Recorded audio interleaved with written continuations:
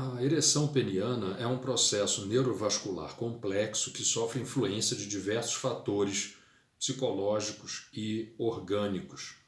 Ah, Em 80% dos casos de disfunção erétil, há causas orgânicas identificáveis e que levam também ao sofrimento psíquico.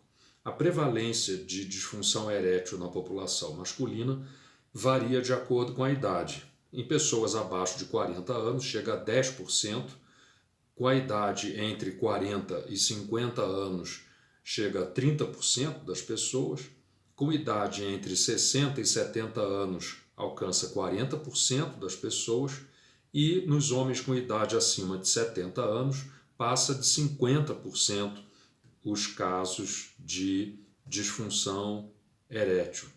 E existem várias causas associadas, vários fatores orgânicos que estão associados com a disfunção erétil. Um dos mais importantes é a diminuição da testosterona, que pode ocorrer em função do processo de envelhecimento. A partir dos 30 anos de idade começa a haver uma lenta diminuição da concentração de testosterona no sangue, mas também por uma série de outros transtornos hormonais que podem acabar contribuindo para essa redução mais acentuada até da testosterona.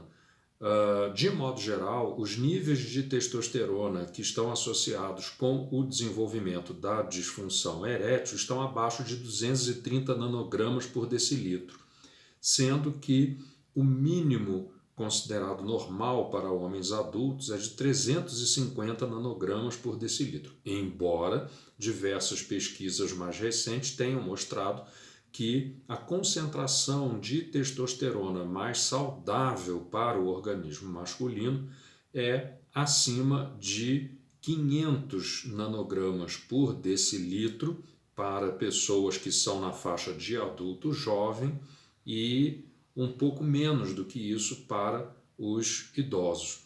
Mas outros problemas também contribuem para a disfunção erétil, como, por exemplo, a presença de doença arterial obstrutiva, que é caracterizada pela formação de placas de ateroma nos vasos sanguíneos arteriais, levando à obstrução de fluxo sanguíneo. Isso pode acontecer em artérias de qualquer lugar do corpo.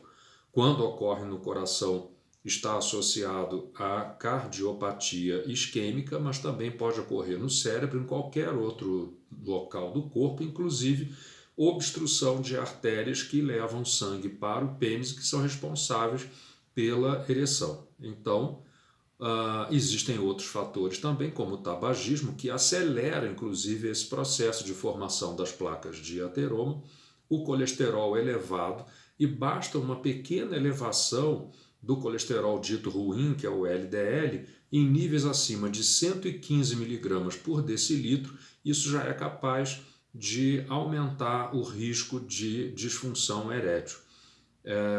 Doenças como diabetes, que tem um componente vascular, mas também um componente neurológico, a neuropatia diabética, que pode então comprometer duplamente o processo da disfunção erétil, o processo da ereção peniana, levando à disfunção erétil, seja por uma lesão vascular, com diminuição de fluxo de sangue para o pênis, mas também por lesão dos nervos, que são responsáveis por promover a vasodilatação desses vasos sanguíneos que levam o oxigênio e o sangue para o pênis.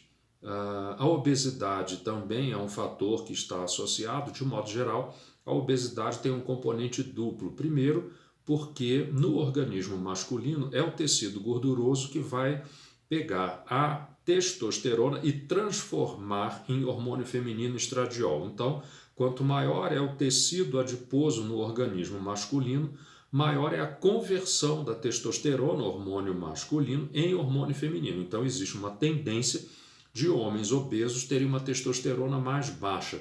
Além disso, o tecido adiposo produz uma série de substâncias inflamatórias. Essas substâncias inflamatórias também podem levar a uma diminuição da produção de testosterona. Existe um outro fator está sendo descrito mais recentemente, que é uma relação entre o número de neutrófilos, que é um tipo de célula de defesa encontrado no sangue, que a gente avalia através de um simples exame laboratorial, que é o hemograma, e então a relação entre neutrófilos e linfócitos, um outro tipo de célula de defesa. Quando a relação entre esses dois tipos de célula está acima de 1,95, isso aumenta muito a chance do indivíduo desenvolver disfunção erétil. E por que isso acontece?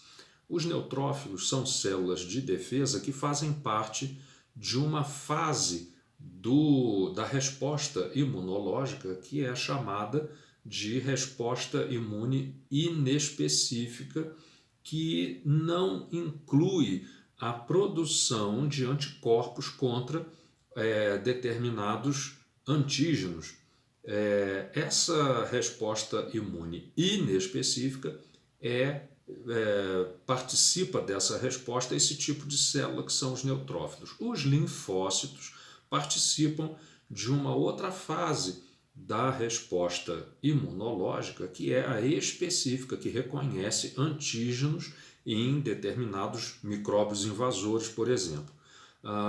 E por que existe esse aumento de neutrófilos em algumas pessoas em comparação com os linfócitos?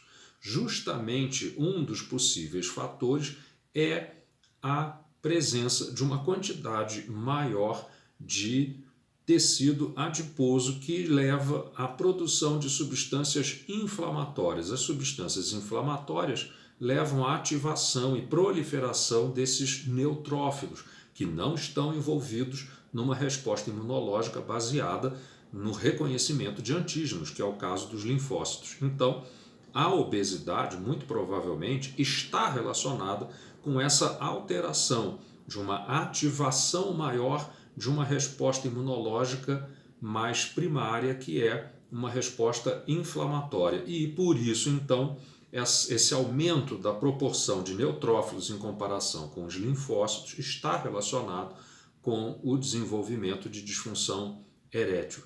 Um outro fator que também está associado é o aumento de ácido úrico. Isso já é observado quando o ácido úrico está acima de valores como 6,5 mg por decilitro, que não é um valor considerado significativo para o risco de gota, que é uma inflamação articular provocada pelo excesso de ácido úrico. Então, mesmo antes do ácido úrico alcançar níveis elevados o suficiente para provocar a gota, isso já é capaz de prejudicar o processo de ereção e facilitar a instalação da disfunção erétil. Então, tendo em vista todas essas causas e mecanismos que estão relacionados com o desenvolvimento desse transtorno, que é a disfunção erétil, que é muito comum, é muito importante evitar a automedicação, e isso é uma coisa que é muito comum. O indivíduo percebe que não está